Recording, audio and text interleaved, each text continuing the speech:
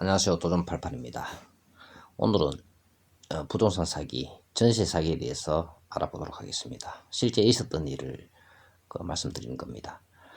그 집주인인 A씨가 그 부동산을 통해서 전세를 넣겠다고 임대를 내놓았습니다.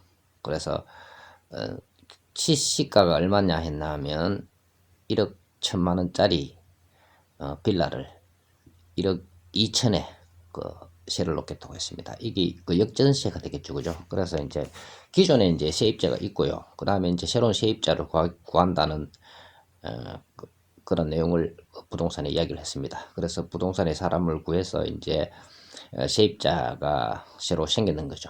B 씨를 이전 세입자라 하고 C 씨를 새로운 세입자라고 보겠습니다. 좀 전에 말씀드린 바와 같이 빌라의 시가는 1억 1천만 원이고요. 그리고 이제 대출이 7천만 원 있는 상황입니다. 그래서 이제 건저당이 7천만 원 잡혀 있다는 이런 얘기겠죠. 그리고 기존 세입자 B씨가 1억 1천만 원에 지금 현 전세를 살고 있는 상황이고요. 그래서 만기가 돼서 이제 나갈 예정입니다. 그러면 이제 나머지 금액을 받아서 새로 들어오는 세입자 C씨의 잔금을 받아서 나가면 되겠죠. 그런데 실제로 이제 C씨가 잔금을 다 치르고 정상적으로 계약을 다 했단 말입니다. 그죠? 잔금을 다 치르고 이제 들어오려고 하니까 이게 문이 안 열리는 거예요. 그래서 비밀번호가 다른 거예요. 그래서 이상하다 싶어가지고 확인을 해보니까 B씨가 돈이 안 들어오니까 자기가 받아서 나가야 될 거 아닙니까? 그 돈이 안 들어오니까 키번호를 바꿨다 이런 내용이었습니다. 그래서 어떻게 된 상황인지 둘 다 당황스럽잖아요, 그죠? B씨 같은 경우에는 이 새로 이제 집을 얻어놨으니까 이 돈을 받아야지 나갈 수가 있고 C씨 입장에서는 이 집을 비워줘야지 이사가 들어오는데 그래서 둘 다 난감한 상황에 처하게 됐단 말입니다. 그리고 이제 잔금을 치르고 나서 집주인에게 전화하니까 집주인이 이제 연락 두절된 상태고요. 그래서 이 집주인이 사기를 치려고 이제 마음을 먹었던 거죠, 그죠? 그래서 부동산은 알 수가 없는 거죠.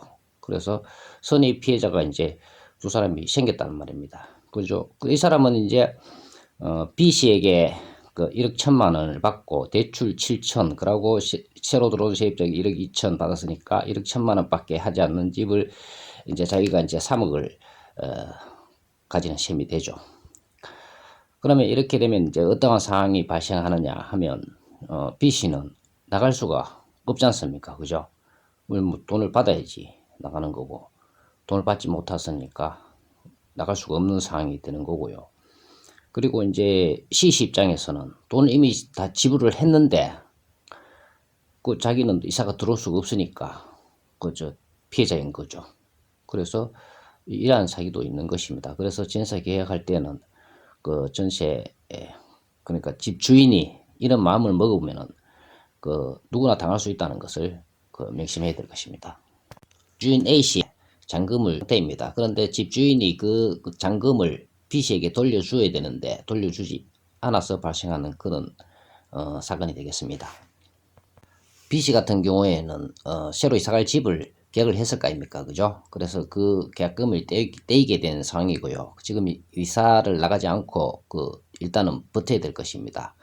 그리고 또 한 문제점은 집주인 A씨가 건저당 설정한 금액, 그러니까 대출낸 금액을 갚지 않는다면 이거 경매에 넘어갈 수도 있지 않습니까? 그죠? 자, 그것도 감수를 하고 경매가 곧바로 이루어지진 않지만 부동산 중개업자의 경우에는 정상적으로 거래를 했기 때문에 그 집주인이 잔금을 받아서 잠적할 줄은 예상을 못하는 거 아니겠습니까? 그래서 부동산 중개업자가 책임을 지지 않아도 되는 것인데 도의적인 책임은 있겠죠. 그렇지만 법적으로 책임을 지지 않아도 된다는 것입니다. 그리고 이 와중에서 가장 큰 피해자가 누구냐 하면 이제 새로 들어오게 된 C씨인 경우죠. C씨인 경우에는 1억 2천만 원 전액을 이제 다 날리게 되는 셈이 됩니다. 그래서 물론 보험이 부동산 중개업자에 보험이 들어가 있다 하지만 그걸 떠나서 그 최대의 피해자가 될 수가 있습니다. 그래서 당장 뭐 그 짐을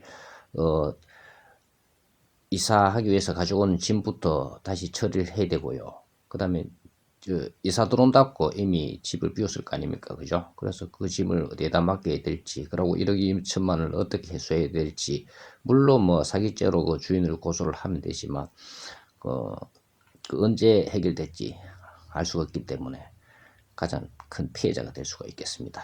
그래서 전세 계약할 때 그 조심을 해야 될 부분인데요. 조심한다고 뭐 이런 마음을, 주인이 이런 마음을 가져버리면 조심한다고 방법이 있는 것도 아닙니다.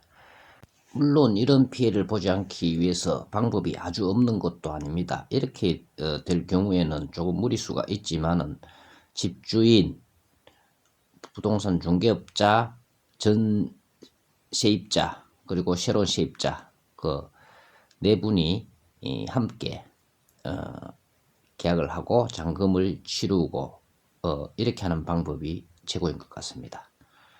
감사합니다. 도전88이었습니다. 살면서 미쳤다는 말을 들어보지 못했다면 당신은 단 한 번도 목숨 걸고 도전한 적이 없었던 것이다.